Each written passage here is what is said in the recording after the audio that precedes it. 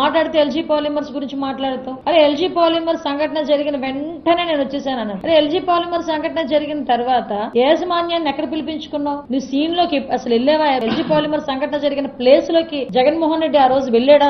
అసలు మీరు ఒకసారి ఆలోచన చేయండి. జగన్మోహన్ రెడ్డి కనీసం ఆ ప్లేస్ లోకి వెళ్లకుండా ఎక్కడో హాస్పిటల్లో ఉన్న బాధితులను పరామర్శించి బయటకు వచ్చేసి యాక్చువల్ గా చనిపోయింది 15 మంది, స్పాట్ లో చనిపోయింది 12 మంది, 3 రోజుల తర్వాత ఒక 3 చనిపోయారు. 15 మందికి ₹1 పరిహారం అందజేసి ఆ లాస్ట్ లో చనిపోయిన 3కి కూడా ఈ రోజుకి కూడా ₹1 అందలేదు. తెలుసా మీకు? ఏదైతే కాంపన్సేషన్ ₹1 అనౌన్స్ చేశారో చాలా మందికి ఆ మృతులకి కూడా ఈ రోజుకి కూడా కాంపన్సేషన్ అందలేదు. 5 సంవత్సరాల పైన అయిపోయింది ఈ రోజుకి. మళ్ళా పైగా గాయపడిన వాళ్ళ గురించి, తీవ్రంగా గాయపడిన వాళ్ళ గురించి మాట్లాడతాడు. నా దగ్గర ఒక వీడియో కూడా ఉంది, మీరు చూస్తే ఇప్పుడు చేసేది ఒకటి మాట్లాడేది ఒకటి ఉంటుంది. అప్పుడు మాట్లాడితే అతని నోట్ నుంచే 25,000, 10,000, తీవ్రంగా గాయపడిన వాళ్ళకి 25,000 అంట, మామూలుగా గాయపడిన వాళ్ళకి 10,000 అంట. ఒకవేళ అవసరం అయితే 1,00,000 ఇస్తే ఇవ్వండి, లేకపోతే లేదు. ఇది సాక్షాత్తు